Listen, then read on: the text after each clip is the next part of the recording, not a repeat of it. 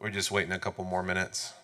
Thank y'all for being patient online. We see you that you're connected and watching and paying attention. We just want to give people opportunity to get logged in, and then we will immediately get started. So thank you very much. First off, let me thank everybody for coming in and joining us and connecting remotely too. For those of you that came in person, we appreciate you making the time to get out in the cold. For those of you that are coming to us through Facebook Live or YouTube or one of the other platforms, we really appreciate you dialing in to connect today. There's going to be some interactive opportunities where we're going to take some polls, and that information will pop up on your screen during the streams. So be watching for those at the beginning and at the end of the program. Tonight, what I want to do is introduce to you the presenter, and he will introduce his team. We believe that the presentation should take about 30 to 45 minutes, something to that effect. There'll be time for some questions from the audiences that we may have. So we look forward to that. So without any further ado, my name is James Earp. I'm the Assistant City Manager in the City of Kyle here. And I have the privilege of been working with George for some time now. George is with Honeywell. You might have heard of Honeywell once or twice in your lives. Very big company, very well known internationally. So we really appreciate the work that they've put together to bring us a smart city strategic plan. And today is about educating the citizenry on what smart cities is, and to open up the doors for feedback for our strategic plan. So with that said, let me introduce George and give him over the mic. Thank you. Thank you, James. Thank you, James, and thank you all for joining us, and thank you for inviting us into your home here in Kyle. As James said, we are with Honeywell. Part of my team is here, including Kirk Rabius, our solution consultant, Adina Walker, our local account executive, Luis Montez, one of our account executives here locally as well, that has really helped bring us together. And we're going to really just talk about what is a smart city, what have we been doing with the city of Kyle, and why. And so before we get started, we are going to start with a poll question. So you should have that pop up on your screens here in just a moment.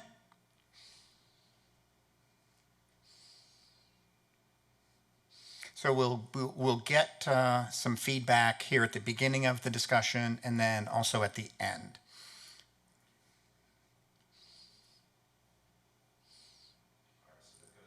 Okay, yeah, so if you are online, if you see this URL, please go to menti.com and use code 2773-8509.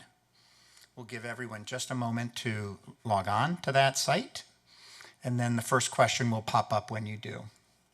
We'll give everybody about a minute to read it and respond.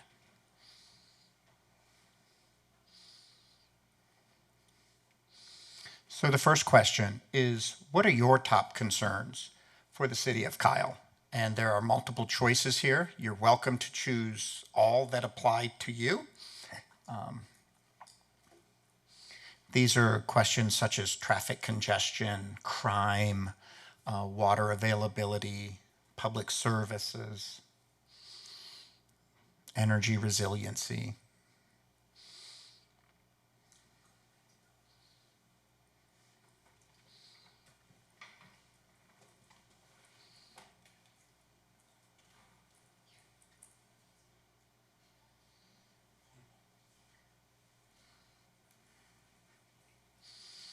Certainly appreciate those that are voting. Thank you very much. We'll give it just a little bit more time to let everyone get their votes in.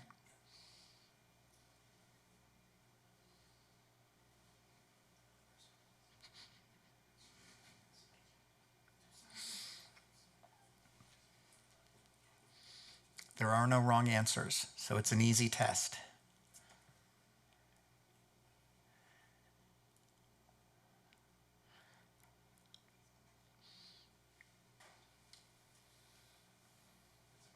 Not surprising. Okay. 25 seconds delay from what you see here versus the screen here. Thank you.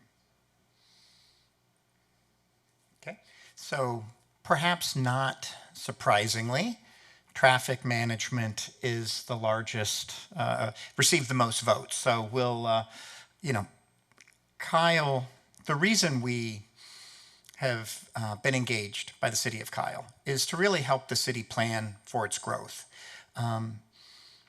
There's a double-edged sword of growth, right? There is the tremendous upside and excitement that being one of the fastest growing cities in the country brings. There's a lot of benefit to that. And if it's not managed properly, it can really complicate your lives. In particular, traffic congestion is one example. So we'll move through the presentation, and we do want it to be interactive. There's plenty of time for questions and answers at the end as well. So what is a smart city? We've been hired to create a smart city strategic plan. We've developed a draft of that here. It is available for those who would want to see it. And smart cities is a term, we don't even really like the term. It was really made popular by companies like IBM and Cisco about 12 years ago. Really, it was a vendor-led term to sell products by vendors. And everything is smart city. So smart city means everything, so it really means nothing.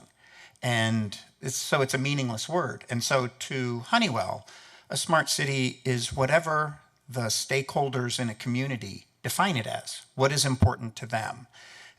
So to us, it is not about technology. It is about having a clear vision, a bold vision. And we've heard that here in the city of Kyle. Your vibe trail is one of the most compelling community concepts I've heard, and I've been in this space 15 years. What is going to define Kyle? How is Kyle going to differentiate from neighboring communities?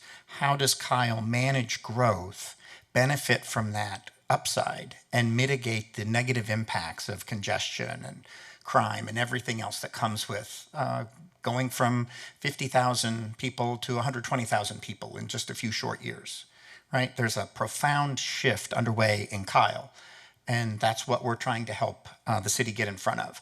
So a smart city is having a clear vision, which we've heard here, having the key stakeholders broadly buy into that vision and support that vision, and then having the community, the city staff committed to the change management and process improvement over time to make that vision a reality. So smart city is not a destination, it's a journey. It's an endless journey. It is not magic pixie dust that a vendor can sprinkle on your town and make you smart. It is a commitment to using the budget, the resources you have, the staff you have, year in and year out to create the highest quality of life you can. Because other cities are competing for your residents, for your jobs, right? So how do you create that quality of life? So to us, a smart city is that journey. And we try to help our cities really navigate that journey because it is very complex. And we'll try to take some of that complexity out today. So what makes a smart city successful? In the 15 or so years that Kirk and I have been focused in this space, it is not technology. Technology comes dead last.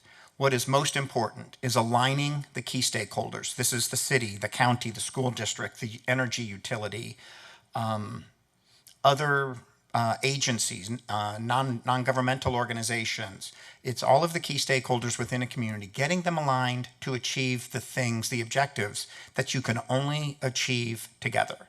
Because if you can do it yourself as a city or a school district, you'll just go do it.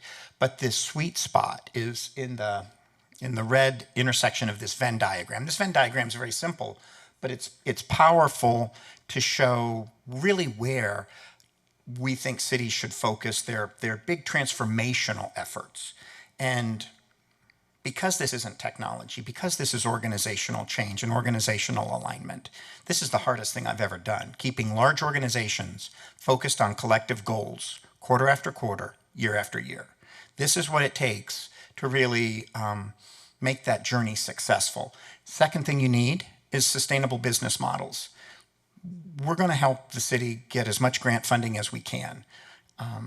But grants are really a great way to start a project. But if a project requires continuous subsidy, that's a dangerous situation because when that subsidy is taken away, the benefits fall off. And what we like to do is create sustainable innovation that doesn't require continuous subsidy. So align the stakeholders, create a business model that is self-sustaining, and show steady progress. Because again, this is a journey. So you want to show small victories year in and year out so that the stakeholders don't lose patience. So this is not what some people think of smart cities. Some people think smart cities is buy my shiny thing.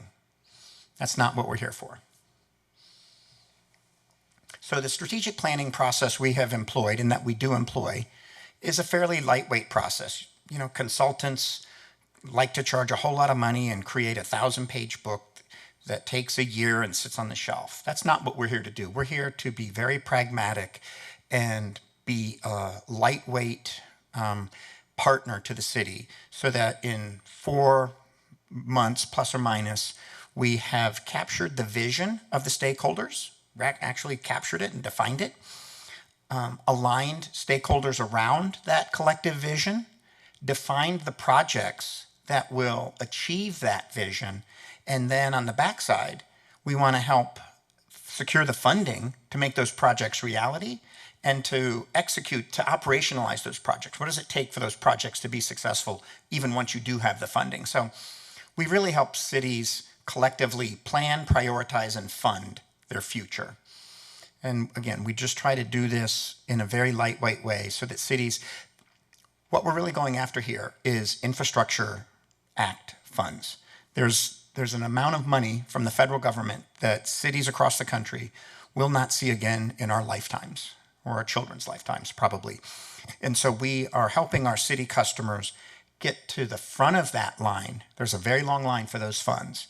We want to get our city customers to the front of that line with a more compelling story so that their odds of winning that grant funding is greater. So that's really why we're helping. That's what we want to do, because then you can finance these really impressive projects that change the way of life, the quality of life in your community. So we have a few vignettes of, what is smart city? What's a regular city day in the life? What's a smart city day in the life? The first poll question answered this abundantly clear. You understand what the challenge is in the Austin metro. It is traffic, it is congestion, and it is born from a very high quality of life. People want to live in this area. They want to live in Austin until they can't afford it. They want to live in the area. So unmitigated, this growth adds vehicles, adds congestion, adds carbon emissions, it leads to costly road repairs, and these traffic signals aren't connected to anything, and so it doesn't really flow traffic very efficiently. And then when you have a random accident, you get rubberneckers, and then the 40-minute commute might turn into an hour-and-a-half commute, just randomly. This happens every day. Happens every day here, happens every day across the country in crowded metropolitan areas. Nothing new there, but what we have the technology to do today, what is emerging is it's connected mobility. This is cars talking to bikes, talking to golf carts here in Kyle, talking to traffic signals. So, and everything talking to each other. And especially if anyone has driven a semi-autonomous car, a Tesla, or any new car that has semi-autonomous features, I've got one. First day, I was thrilled at how good that semi-autonomous technology was driving, self-driving. Stop and go traffic. The car's just driving itself. I don't have to worry about it. And then the very second day, I'm mad that it won't talk to the stoplight to know when it's about to turn, because it's blind to that stoplight. It'll go right through that intersection. It'll follow traffic forever, but it won't know that that's a red light, okay?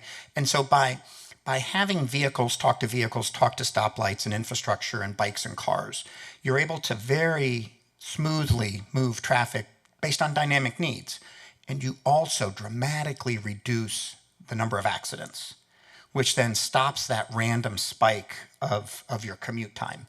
So we believe that smart transportation is one of the most impactful technologies for the city of Kyle. And this technology is here. Second topic that I want to talk about is energy. in a regular city. So our grids, electric grid, gas grid, water grid, they're very brittle. They don't withstand tremendous strain. And you saw that during Winter Storm Uri, and you see it across the country. You see it across the country with extreme weather events. And so what happens is people suffer, people die, and significant economic cost is incurred. Winter Storm Uri, 246 people died, and between 80 and 130 billion dollars of economic damage just from that one storm. And again, we want a quality of life. We have grown used to turning that switch on. Power's always there. So when power goes out, how do we adapt? How do we adapt to increasing extreme weather events? And how do you make it? I want to keep coming back to the stakeholder alignment. How do you align the city and the utility and the built environment, the developers, so that you're able to implement these innovative solutions in a way that makes sense to each stakeholder? Perfect example is microgrids and batteries. Cities and real estate developers, residents want resiliency. They want the ability to withstand power outages, but they don't necessarily want to buy batteries or solar panels. Utilities do that for a living, right? And so if you can align the utility needs and interests and priorities with the cities and the developers, you can do really innovative things. I was struggling for what's a picture of a microgrid that'll make sense, right? A microgrid is essentially being able to operate when the grid goes off, when the grid goes downline. The Ford F-150 Lightning, for those of you who might have heard about this new truck, right? I personally believe it's going to revolutionize resiliency for homeowners because your truck is a big battery on wheels and you can plug it into your house and get 3 days of resiliency from that battery if it's fully charged. Is that easy? Is it cheap? Is it immediate? No, but it's coming and it's going to be here at scale. So the reason I have this electric school bus example, we talked to stakeholders. We talked to Hays County, we talked to TxDOT, we talked to Pertinalis Electric Company, and we were talking about how could we design a electric resiliency project that made sense.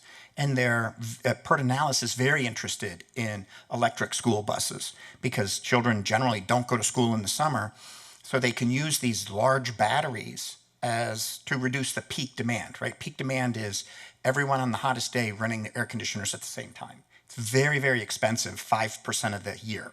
Very expensive. So if you can reduce the demand during that time, you can save everyone a lot of money. So one of the opportunities is to deploy an electric school bus pilot that with the school district, with the city, with the utility, where these school buses could be used as normal school buses. Then there are also batteries during peak summer days. And then when a neighborhood loses power, they can be distributed, they can be put into neighborhoods for localized power outages. Win-win-win. So just one concept of energy resiliency in a time of increasing weather events that impact reliability. Water systems, right? We're talking about your core systems in town, in any city. Right now, most cities, Kyle included, send out water bills a month in arrears. And so residents don't get real-time information. They see it's the rearview mirror. And so you can't control your water use. It's just much harder if you don't have real-time information or near real-time information on your consumption, whether it's your car or your electric bill or your water bill. In addition, all city water systems leak. They just leak. In Texas alone, water systems lose billions of gallons a year through water leaks.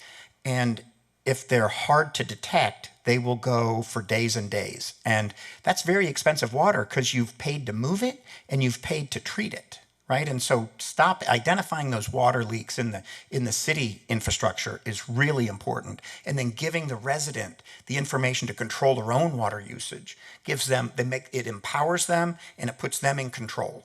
So, that's the day in the life of the smart water. City. That's the smart city water. Is now you have metering infrastructure that is deployed throughout the city, and the city staff are able to identify and repair water leaks very quickly, and citizens are able to control their water use. I got excited and blurred those together. So this one bad, this one good. Okay, let's also talk about security. Whether it is a nation state, whether it is a criminal gang, our infrastructure, our municipal infrastructure, our federal infrastructure, our country is under attack. This is an attack we don't see. This happens millions of times a day across the country. Most of the time it's detected and thwarted, but far too often these attacks are successful.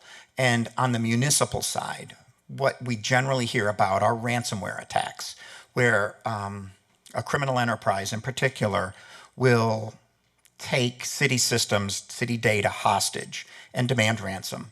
The Colonial gas pipeline shut down last year for over a week, cost hundreds of millions of dollars in disruption because they were hacked and their systems were shut down.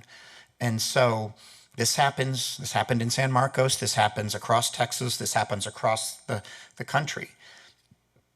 And security risks are generally, the highest security risk is internal.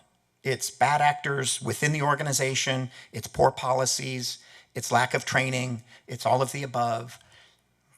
And so we need, organizations need to always be relentless in following best practices and training and maintaining their cyber defenses. But we're up against a relentless adversary that is determined and has endless resources. And so what you don't want is to see your city on the news because your city has been hacked and they're demanding a ransom. Because not only is it expensive if you end up paying, maybe the FBI can get some of it back, I don't know. But it's expensive in terms of both cash outlay and your city's brand, right? That the erosion of public trust it's very hard to get back. And it's your brand is what you have. You're much more than the pie capital of Texas, right? You're great, you have an incredible quality of life. So what is cybersecurity like in a smart city world? You just go about your day, right? You're not on the news, right? Cybersecurity is like insurance, right? You don't need insurance till you need insurance, and then you're really glad you have it. So it is a threat we didn't have to worry about a few years ago, and now it's a threat we have to worry about more and more every year going forward. Because they're not just attacking your computer systems, right? Smart cities have more and more Internet of Things devices, your Ring video camera, water meters, anything connected can be hacked. So it's really a multi-tiered threat that you need to manage in a way we haven't had to in the past. Okay, city services, how you engage your city every day. Building permits, as an example, require zoning, planning, fire department, coordination, any number of, how do I reserve a ball field at the park, right? How do you engage with your city? COVID has done a tremendous amount to help cities, to force cities to digitize, right? They really have had to digitize services because they didn't want citizens coming in, right? It's just a health hazard. So in most cities, many processes are still paper-bound or manual or at a minimum inefficient. And that, there's costs there. There's frustration, whether it's a builder or resident, whatever. And especially for a city like Kyle, you are growing so fast, but your city staff is not. And so the city growth puts a tremendous burden on your city staff. They are working so hard. Every department is understaffed because the growth is just putting more and more demands on them. And so the need to be hyper efficient in your processes is one of the ways this city can scale and support the growth that is coming every day. So what does a smart city services look like? Everything is on your phone. You can access everything from your phone. Every city service, you are, as a citizen, you are connected to the city. You are more engaged. Maybe you're voting more, but your voice is heard on more topics. The city is communicating to you, both individually and collectively. There's this emergency in this location, or it's a citywide location. It is a way to have this bidirectional real-time communications link between the city and the residents, whether it's an emergency or it's Labor Day, happy Labor Day, whatever, or we're closed today for a storm, whatever it is. Getting city services fully digital is a key to scaling your city operations and driving resident satisfaction. As you grow, your demographics are shifting significantly. They're trending much younger, and those younger residents have much higher tech demands or expectations. I guess I would call them expectations. So, right, the population is changing, and how do you serve that changing population? Question to struggle with. So we have gone through this process. We have listened to the stakeholders. We have aligned those stakeholders. We have defined several projects that we think will move the needle for the city of Kyle. I'll just walk through them very briefly. A smart city platform. This is the infrastructure that would operate the city. This is the digital city. This is what you can think of it as tied to number 3, digital citizen engagement. If you don't have this platform, it's hard to break down the departmental silos, to get the data out of those departmental silos, to integrate workflows across departments and across stakeholders and across systems. This is the promise of computing and networking, right? This is actually operating a city at scale. Many cities around the world have adopted this kind of approach. The results have been spectacular. In the US, we've been a little more focused on point solutions and pilot projects. And I think with the federal funding that we're seeing now, that will finally change. So Smart City Platform is kind of an enabling technology to really support the growth of the city. Cybersecurity monitoring services. There are many firms who can monitor your systems for attack and shut that down if it's detected, right? There's many firms who can do that. But having that cyber shield, we think it's important going forward. We think it's going to be table stakes going forward. It might even impact your insurance rates. Can't say. There's so much change in this technology and society that some of this is really not clear how it plays out, but what you want to do is position yourself to take advantage of that evolution of technology. Digital citizen engagement. This is putting all of the city services in a single app for citizens. Right now, citizens have dozens of apps, hundreds really, but in terms of citizen engagement, can they access everything from a single app? And can you talk to them one-to-one and one-to-many? How do you engage citizens? How do they engage the city? This is a way to build that sense of community and be more efficient and drive a higher quality of life. Smart water infrastructure. This is something we hear loud and clear. Loud and clear. You just withstood a 8-year drought, as I understand. What if those are the good years? Right? We don't know how severe water as a resource will get. So you want to identify system leaks immediately. You don't want to waste that water, and you want to give residents control over their cost and their consumption. That's overdue, quite honestly. Community resiliency. This is energy resiliency, whether it's water, electric. As I said, these grids are interrelated. Even if the electric grid stays up during another winter storm, if the gas grid fails, those power plants aren't turning, right? So how do you design resiliency deeply throughout your community so that the most vulnerable are protected, so that you're able to provide fresh water to every resident, or at least some residents, right? This is, depending on how you view the future of extreme weather events, this is an increasingly important topic. And you can't solve community resiliency without having the utility at the table. And if you don't make it a win for the utility, they're not going to be at the table for long, okay? Stakeholder alignment, not technology. Smart transportation. save the best for almost last, right? How do you keep growing? Because you're going to keep growing. And how do you ease congestion and commute time? How do you reduce accidents? The vision I talked about earlier that this city has for the Vibe Trail, one of the best I've heard from any community across this country. It will make Kyle uniquely attractive, and it will take traffic off of the roads. That's huge. But it will mix vehicles and golf carts and bikes and people.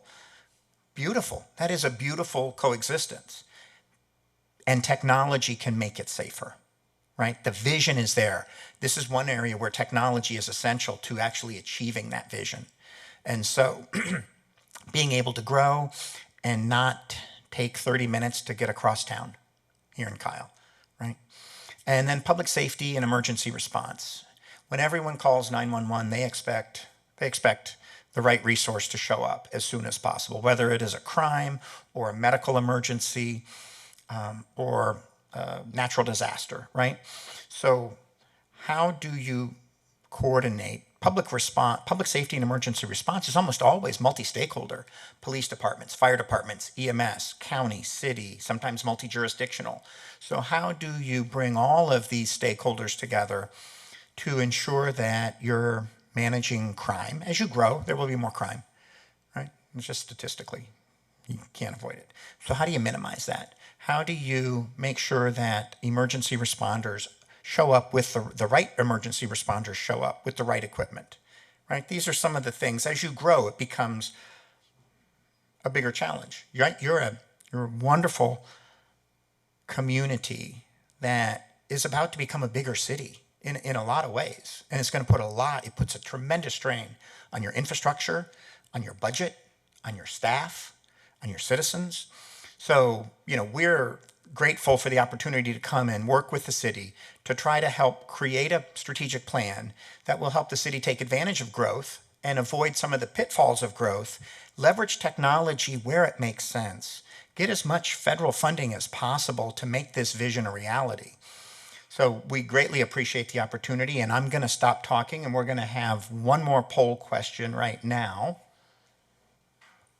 The answer is all of the above. I'm teasing.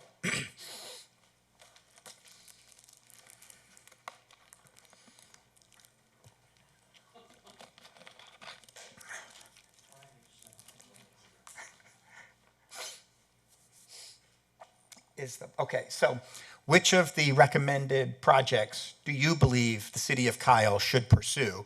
And please check all that apply. And that includes having a smart city platform as the basis, includes a cybersecurity monitoring service, having a digital citizen engagement platform that tightly integrates citizens with city services, updating your water infrastructure, enhancing your community resiliency, minimizing your traffic congestion and commute times, and ensuring public safety and emergency response times. And we'll give it another 2 minutes for everyone to respond, and then we'll just open it up to questions and answers, any kind of dialogue that you'd like to have. Thank you.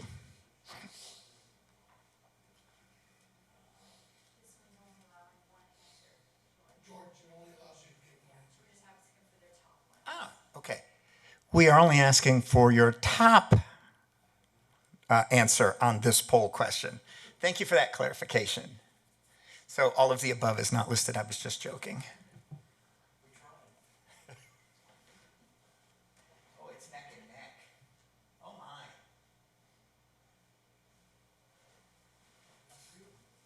It's beautiful. Just watching these results come in real time. It's so much fun. Appreciate everyone's participation. Thank you. We'll give it another minute.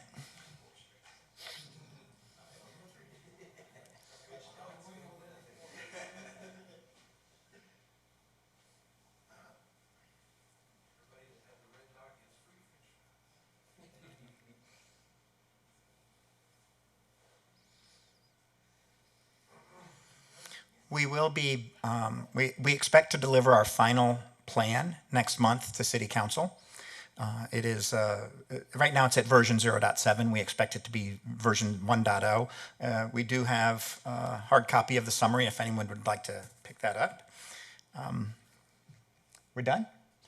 Okay. Oh, that was wonderful. So I want to thank everyone who has listened in and for your feedback on those poll questions. We will incorporate this information into our strategic plan. That's why it's not done yet. We're still reaching out to stakeholders.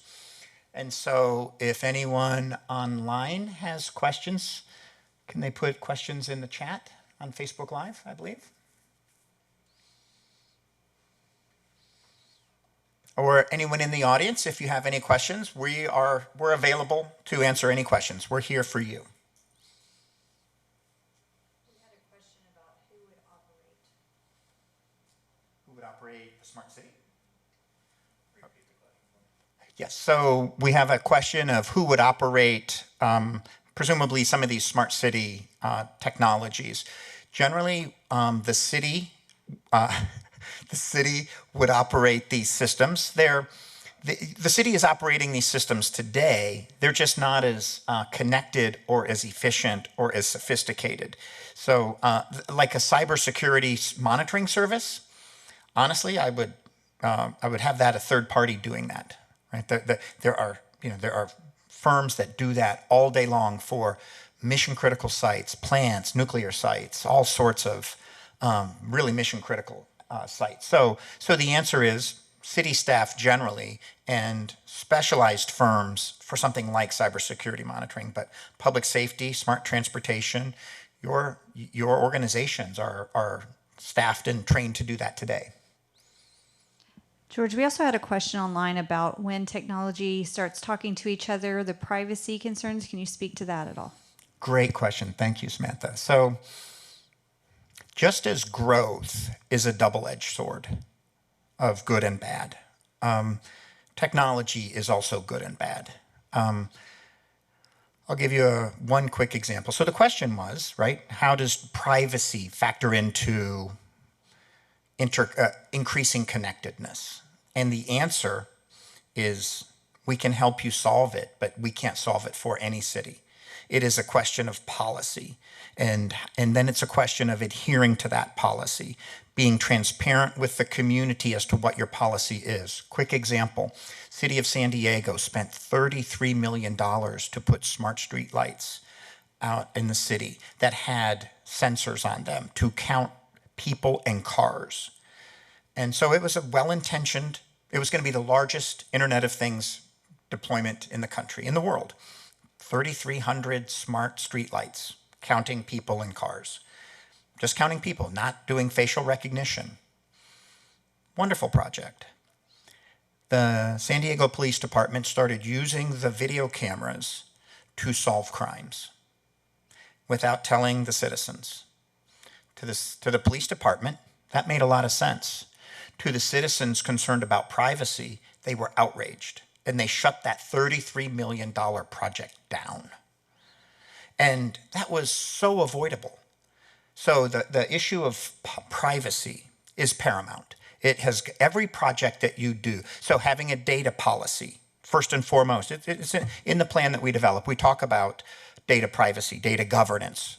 What are the right tools? What are the right approaches? But ultimately, the community defines its privacy policy, and then the community is responsible for following that policy. It is a challenge that only gets tougher every year as we get more and more connected.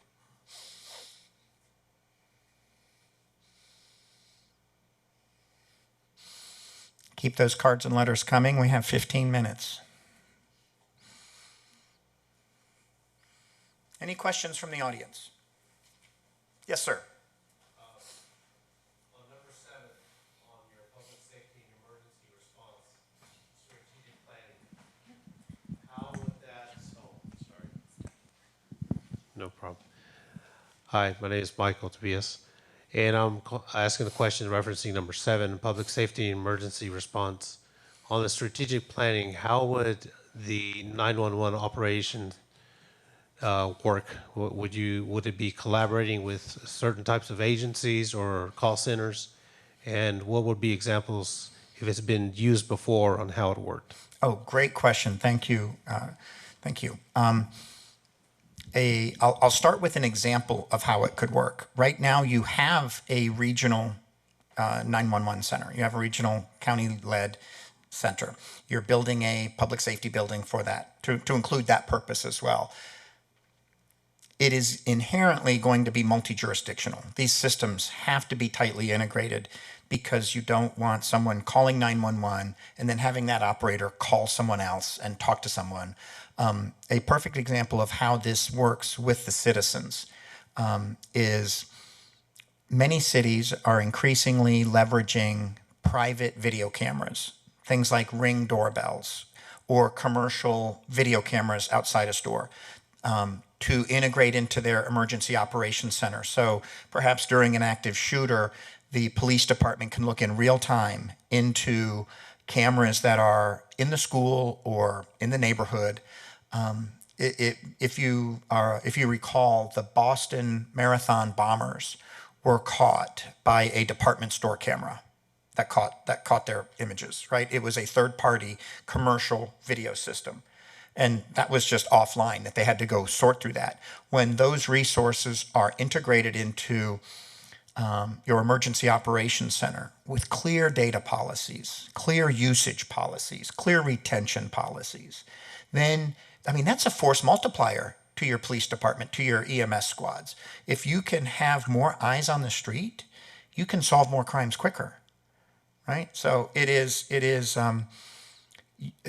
inherently multi-jurisdictional, inherently multi-system, and increasingly both public and private, which is private citizens, private businesses making their video assets available in real time to the police department. So that is really just a lot of technical integration with a very important policy wrapper on top, right? How are we going to manage this data? When can we access your camera?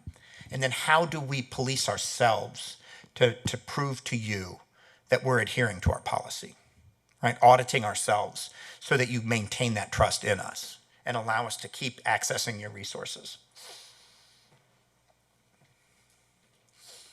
We have another question from the audience. Thank you, sir. Actually, we've got one online. The question is, who will the city of Kyle be competing with for these grants? Is it going to be the city of Austin, Pflugerville, San Marcos, or San Antonio? Thank you for the question. So who's going after this $1.2 trillion in the Infrastructure and Investment Jobs Act? There are over 3,000 communities in this country, and they all want that money.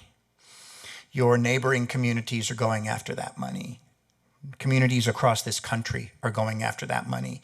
Some communities are very politically connected. Some communities are very powerful, right? How is Kyle going to stand out? How can you get to the front of that line? How can you get your fair share or more than your fair share of those funds? Having a better story, having better grant applications. That's how we believe you will stand out. Got another question online. How will smart cities affect the economy? So that is a very complex question. And what I will say is that having the ingredients for a smart city in place will improve the quality of life in that community, which will draw businesses and residents to that community. Does that lead to economic vibrancy? We believe it does. Put it this way, if residents and businesses are moving out of a community because the quality of life is in decline, that's generally not a positive economy, right? And so economy can be interpreted in many ways, but what we believe is that having a high quality of life attracts the businesses and residents you want in your community, and they live here, they play here, they dine here, they spend their money here. So that's a very complex question that I'm gonna sidestep most of it. I'm so honest, I can't help it, I'm sorry. Other questions, please, we've got a few more minutes. I did receive a question from a member of the community earlier, was if we do go into a smart city platform, who would monitor the security software for that? So the cybersecurity. So so let's separate the the Smart City Platform, Project One, recommended Project One, and Cybersecurity Monitoring Project Two. That's number two for a reason. If you have a platform, it's an IT platform. You have one of the more capable IT departments of any city your size in this country. It's just another IT platform. Your staff would monitor that system just as you do your other systems, just as you would a smart meter system. It's in your domain of expertise. You would do that. Now, the cybersecurity monitoring, I've worked at Lockheed, I work at Honeywell now. There are many firms that specialize in defending our nation's assets from cyber attack. And when I say there are millions of attacks a day, that I'm not exaggerating. We are under attack across this country at the federal, state, and local level. And so that could easily be a third party. Could a city operate that? I don't know any city, maybe New York, I don't know, that would have the sophistication and the budget to be a cyber attack expert in that realm, right? I mean, this is national defense level attacks that we're experiencing. These aren't just some people in the bedroom trying to hack a city. These are very sophisticated criminal enterprises and nation states.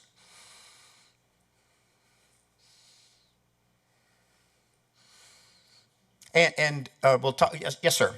Okay. And I'll talk just a moment while we're waiting for the next round of questions to come in. The $1.2 trillion Infrastructure Investment and Jobs Act has many. I describe it not as a candy store or funds. It's like a mall full of candy stores, right? There are so many buckets of federal funds that have never been available before, some specifically for cyber monitoring, much of it for smart transportation, some of it for smart water, right? There are just so many buckets of money available, and we have committed, I forgot to mention it, we have committed to helping the city of Kyle submit 3 grant applications, right? That is part of our investment in this community.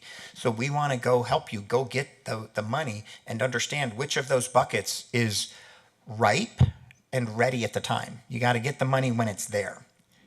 Yes, sir. One more online. It's for some, Honeywell is synonymous with AC thermostats in their homes. Does the smart city platform include smart thermostats that the platform could control? What a great question. Thank you. So Honeywell, as James said earlier, is a global brand.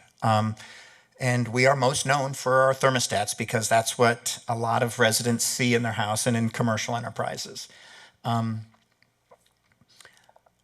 smart city, so Honeywell, whether it's a Honeywell thermostat, we sold that business, by the way, but that's neither here nor there. The thermostat is an important load control component in a home. It is important for reducing load demand so that utilities can manage the grid during times of stress. It's important that the residents feel that they're in control. So if it's a smart thermostat, they can adjust it if they're out of town, right? There are many aspects to having a smart thermostat as part of a smart home that is connected to a smart grid. So a smart city, whether it's a Honeywell thermostat or any third-party thermostat, how does that device fit into the overall picture? How is it used? Who benefits from it? How is it secured? There's a lot of, I don't want to make that question sound more complex than it is, but there's a lot of complexity around every issue here that touches technology. And it's always going to also have a element of policy, public policy, utility policy. I hope I answered that question. I wanted to answer it directly. I think his concern was whether him or his spouse could operate it. I think they're worried about someone coming in and turning down the thermostat or operating the thermostat over their control.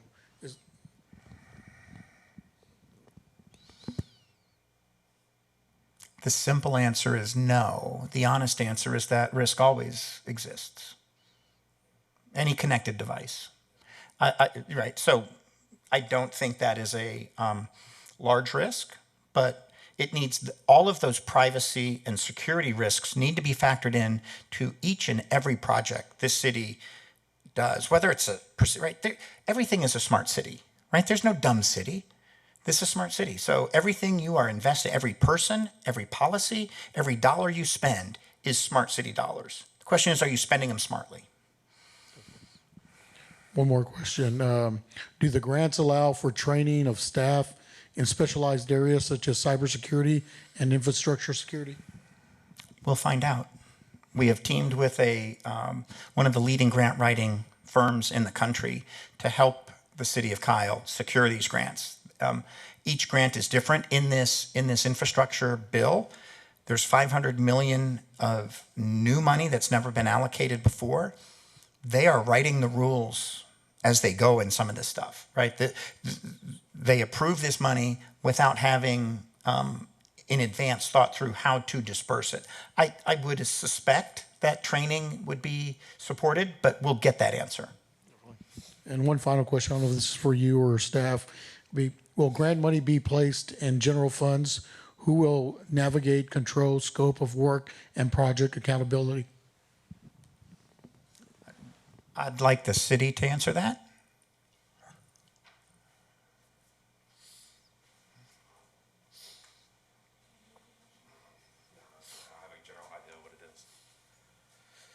Hey, thanks for the question, James Earp, Assistant City Manager. So anytime that we have grant funds that come into the city, it has to be administered. There are significant controls that are in place and reporting requirements.